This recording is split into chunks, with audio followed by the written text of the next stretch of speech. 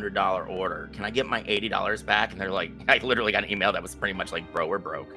it was just the laughing emoji with the tears coming out. Yeah.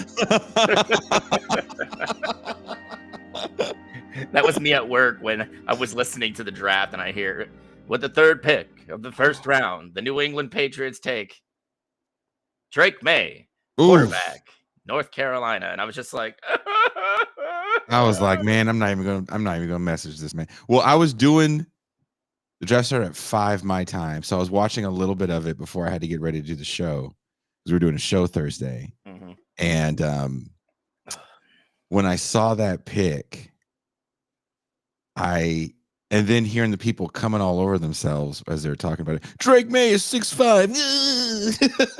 He's white.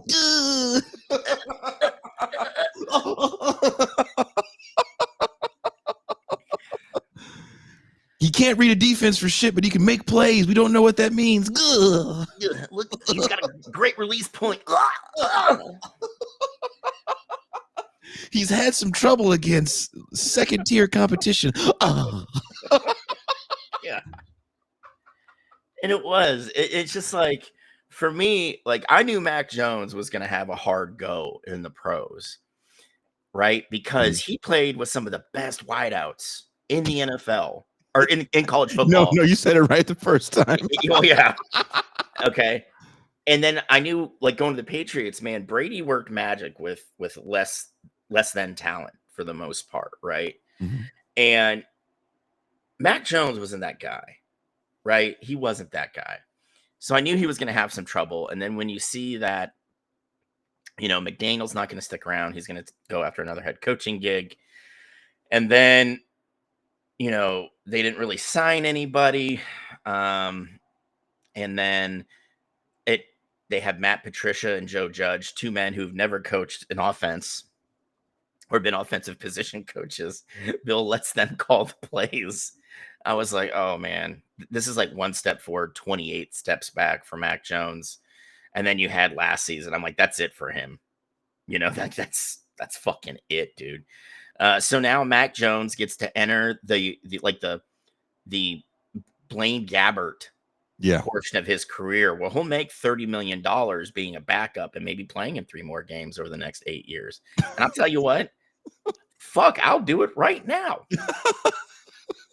Get his head beat in real good when they're in a rebuilding mode. Oh, man. I mean, I guarantee you Mac Jones is like, bro, I'm a backup in Jacksonville. I'm behind Trevor Lawrence. Like, their offensive line's much better than it was when they drafted him. Whew, I don't have to do shit. He is to be Johnny Moxon on the sideline with a book inside his playbook. Just reading comics. Yeah. Maybe he likes the classics. I don't fucking know. I don't want to know shit about Mac Jones, right? I didn't when we drafted him. I didn't want to know fuck all. I wanted Justin Fields.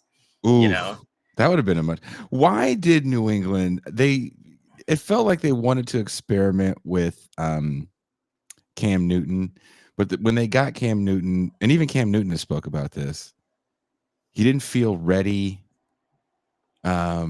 Because it was a late signing, right? Very late. He didn't, so he didn't sign know the until playbook. August. And on top of that, McDaniel's playbook is notoriously like complicated. And on top of that, McDaniel's didn't know how to deal with a quarterback that knew how to move and could take off and run and pick up chunk yards, right? Mm-hmm. He preferred his guys just to sit in the pocket until the very last second. He was able to do that when he had Brady there for 20 years, who, I mean, let's face it, me drunk probably moves faster than Tom Brady sober, right? But, you when you lose a guy like Brady, there's going to be things you have to change. And McDaniel didn't want to do that, right? Towards the end of that season with Cam, you kind of saw it change because he knew that we're going to have to run, there's going to have to be a pretty run-heavy offense because Cam, like all the shoulder injuries he had, he just struggled getting the ball down the field. But he became like a short yardage, like fullback. Like the dude had like 16 rushing touchdowns that year. Did he really? Yeah, he had a stupid amount, right? But the problem is he couldn't get the ball in the end zone through the air, and you can't really do that. You can't live that way as a quarterback unless you're running a wing T offense, which honestly, I would have asked Cam to fucking do it. If I'm Bill Belichick, I'm like, dude, I ain't got no receivers. I got fucking the only one I got is Edelman. And I think that was his last year, right? And then, yeah, you still have a pretty good offensive line. Skarnecki has stayed, was stuck around for an extra year after Brady left.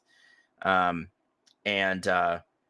fun fact before I go on, Dante Scarnecchia, who's going to go down as the best offensive line coach of all time, guess where he got his start at? Where? SMU. Really? 79 with Ron Meyer. Oh, that was the team. Yeah. 79 is with Craig James and Eric Dickerson. That's their freshman years, right? That was their freshman year. Ooh. And the only reason I brought that up is because I'm reading a Payroll to Meet, the story of the Pony Excess. Pony Express. Excess. Yeah. Well, yeah. So the ESPN. Yeah. But the ESPN based their doc off this book, and I picked it up yesterday, Jason, and I'm 100 pages into it already. Like the guy who wrote it's phenomenal. It reads well. Yeah, it does. It reads very well. But yeah, I mean, I would have done that. I would have just ran an option offense. Like, fuck it. I don't have the receivers. I've got the line, and I've got some good running backs, and I got a quarterback that can move. So like that's what I would have done. Like, just fucking throw it back, man. Like, we're gonna take it. All right, guys, we're gonna take it back to 54. I need a seal here. I need a seal there. Listen, center guys, you got to get up to the second level. Get up to the second level. Hold your blocks. Get up to the second level.